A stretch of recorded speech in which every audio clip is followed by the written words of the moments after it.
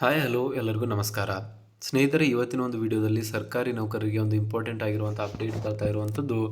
ರಾಜ್ಯ ಸರ್ಕಾರಿ ನೌಕರರಿಗೆ ಸಂಬಂಧಿಸಿದಂತೆ CS ಷಡಕ್ಷರಿಯವರು ಒಂದು ಇಂಪಾರ್ಟೆಂಟ್ ಆಗಿರುವಂಥ ಗುಡ್ ನ್ಯೂಸನ್ನು ಕೊಟ್ಟಿದ್ದಾರೆ.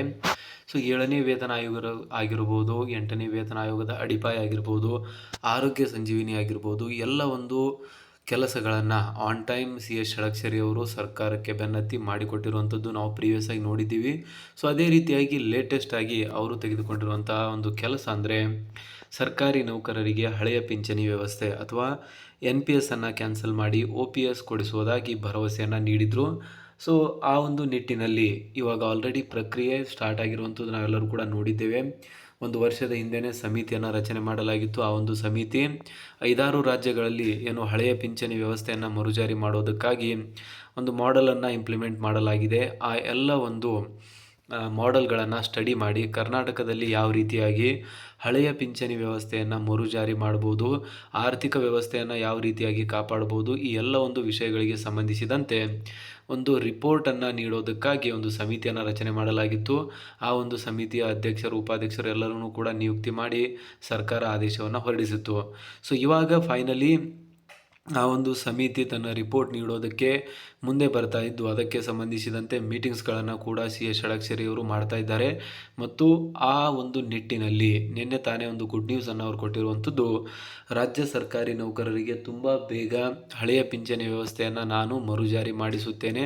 ಅದಕ್ಕೆ ಸಂಬಂಧಿಸಿದಂತೆ ನಮ್ಮ ಒಂದು ಅಧ್ಯಕ್ಷರು ಒಂದು ಪಣ ತೊಟ್ಟಿರುವಂಥದ್ದು ನಾವು ನೋಡಿದ್ದೀವಿ. ಸೊ ಹಾಗಾಗಿ ಹಳೆಯ ಪಿಂಚಣಿ ವ್ಯವಸ್ಥೆ ಯಾವಾಗಿನಿಂದ ಜಾರಿ ಬರಲಿದೆ, CS ಷಡಕ್ಷರಿ ಅವರು ಏನು ಹೇಳಿದ್ದಾರೆ, ಎಲ್ಲ ಒಂದು ವಿಷಯಗಳನ್ನು ಇವತ್ತಿನ ಒಂದು ವಿಡಿಯೋದಲ್ಲಿ ನಾವು ಡಿಸ್ಕಸ್ ಮಾಡೋಣ. ಬಟ್ ಅದಕ್ಕಿಂತ ಮುಂಚೆ ಯಾರೆಲ್ಲ ಇನ್ನೂ ಚಾನಲ್ಗೆ ಸಬ್ಸ್ಕ್ರೈಬ್ ಆಗಿಲ್ಲ, ದಯವಿಟ್ಟು ಸಬ್ಸ್ಕ್ರೈಬ್ ಮಾಡ್ಕೊಳ್ಳಿ. ಸರ್ಕಾರಿ ನೌಕರರು ಮತ್ತು ನಿವೃತ್ತರಿಗೆ ಮಹತ್ವದ ಮಾಹಿತಿಯನ್ನು ನಾವು ನೀಡ್ತಾ ಇರ್ತೇವೆ. ಸೊ ನಮಗೆಲ್ಲರಿಗೂ ಗೊತ್ತಿರುವ ಹಾಗೆ 2006ರಿಂದ ಹೊಸ ಪಿಂಚಣಿ ವ್ಯವಸ್ಥೆಯನ್ನು ಜಾರಿ ಮಾಡಲಾಯಿತು. ಬಟ್ ಇದರಿಂದ ತುಂಬಾ ಜಾಸ್ತಿ ಆರ್ಥಿಕ ನಷ್ಟ ನಮ್ಮ ಒಂದು ರಾಜ್ಯ ಸರ್ಕಾರಿ ನೌಕರರಿಗೆ ಆಗ್ತಾ ಇರುವಂಥದ್ದು ನಮಗೆಲ್ಲರಿಗೂ ಕೂಡ ಗೊತ್ತಿದೆ. ಸ್ಪೆಷಲಿ ಏನು ಪಿಂಚಣಿದಾರರಿದ್ದಾರೆ ಅವರಿಗೆ 2-3 ಸಾವಿರ ರೂಪಾಯಿ ಅಂತ ಒಂದು ಪಿಂಚಣಿ ದೊರೀತಾ ಇರುವಂಥದ್ದು ತುಂಬಾ ಕ್ಲಿಷ್ಟಕರ ವಿಷಯವಾಗಿರುವಂಥದ್ದು. ಅದನ್ನು ನಾವು ಇವಾಗ ಆಲ್ರೆಡಿ ಗಮನಿಸಿದ್ದೇವೆ. ಸೊ ಆ ಒಂದು ನಿಟ್ಟಿನಲ್ಲಿ ಆ ಒಂದು ವಿಷಯಗಳನ್ನು ತಡೆಗಟ್ಟುವುದಕ್ಕಾಗಿ ರಾಜ್ಯ ಸರ್ಕಾರಿ ನೌಕರರು ಹಳೆಯ ಪಿಂಚಣಿ ವ್ಯವಸ್ಥೆಯನ್ನು ಮರುಜಾರಿ ಮಾಡೋದಕ್ಕಾಗಿ ಆಲ್ರೆಡಿ ಸರ್ಕಾರದ ಮೇಲೆ ಪ್ರೆಷರನ್ನು ಹಾಕಿದ್ರು. ಆ್ಯಂಡ್ ಸರ್ಕಾರವು ಕೂಡ ಎಲ್ಲೋ ಒಂದು ಕಡೆ ತಮ್ಮ ಒಂದು ಏನು ಭರವಸೆಗಳಿದ್ವು, ಸಿದ್ದರಾಮಯ್ಯನವರ ಗ್ಯಾರಂಟೀಸ್ಗಳೇನಿದ್ವು, ಅದರಲ್ಲಿ ಹಳೆಯ ಪಿಂಚಣಿ ವ್ಯವಸ್ಥೆಯನ್ನು ನಾವು ಮರುಜಾರಿ ಮಾಡುತ್ತೇವೆ ನಾವು ವಾಪಸ್ ಅಧಿಕಾರಕ್ಕೆ ಬಂದರೆ ಅಂತ. ಸೊ ಅವರು ಅಧಿಕಾರಕ್ಕೆ ಕೂಡ ಬಂದಿದ್ದಾರೆ. ಆ್ಯಂಡ್ ಅದನ್ನೇ CS ಷಡಕ್ಷರಿ ಅವರು ಕೂಡ ರಿಮೈಂಡ್ ಮಾಡ್ತಾ ಇರುವಂಥದ್ದು. ನೀವು ತಮ್ಮ ಒಂದು ಏನು ಘೋಷಣೆಗಳಿತ್ತು ಅದರಲ್ಲಿಯೂ ಕೂಡ ಹಳೆಯ ಪಿಂಚಣಿ ವ್ಯವಸ್ಥೆಯನ್ನು ಮರುಜಾರಿ ಮಾಡೋದಾಗಿ ನಮ್ಮನ್ನು ಹೇಳಿದ್ರಿ. ಸೊ ಹಾಗಾಗಿ ಹಳೆಯ ಪಿಂಚಣಿ ವ್ಯವಸ್ಥೆಯನ್ನು ನೀವು ಮರುಜಾರಿ ಮಾಡಬೇಕು ಅಂತ ಇಲ್ಲಿ ರಿಕ್ವೆಸ್ಟನ್ನು ಮಾಡಿದ್ದಾರೆ. ಸೊ ಆ ಒಂದು ನಿಟ್ಟಿನಲ್ಲಿ ಹಂತವಾಗಿ ಮೀಟಿಂಗ್ಸ್ಗಳನ್ನು ಕೂಡ NPS ರಿಪೋರ್ಟ್ನ ಏನು ಕೊಡ್ತಾ ಇದ್ದಾರೆ, OPSನ ರಿಪೋರ್ಟು, ಸೊ ಅವ್ರ ಜೊತೆ ಇಲ್ಲಿ ಮೀಟಿಂಗ್ಸ್ಗಳನ್ನು ಕೂಡ ಅರೇಂಜ್ ಮಾಡ್ತಾ ಇರುವಂಥದ್ದು ನೀವು ನೋಡ್ತಾ ಇದ್ದೀರಾ. ಸಾಂದರ್ಭಿಕ ಚಿತ್ರಗಳಲ್ಲಿ ಮೇಡಮ್ ಅವರನ್ನು ಭೇಟಿಯಾಗಿರುವಂಥದ್ದಾಗಿರ್ಬೋದು, ಡಿಸ್ಕಷನ್ಸ್ಗಳಾಗಿರ್ಬೋದು, ಎಲ್ಲವೂ ಕೂಡ ಆಲ್ರೆಡಿ ನಡೀತಾ ಇದೆ.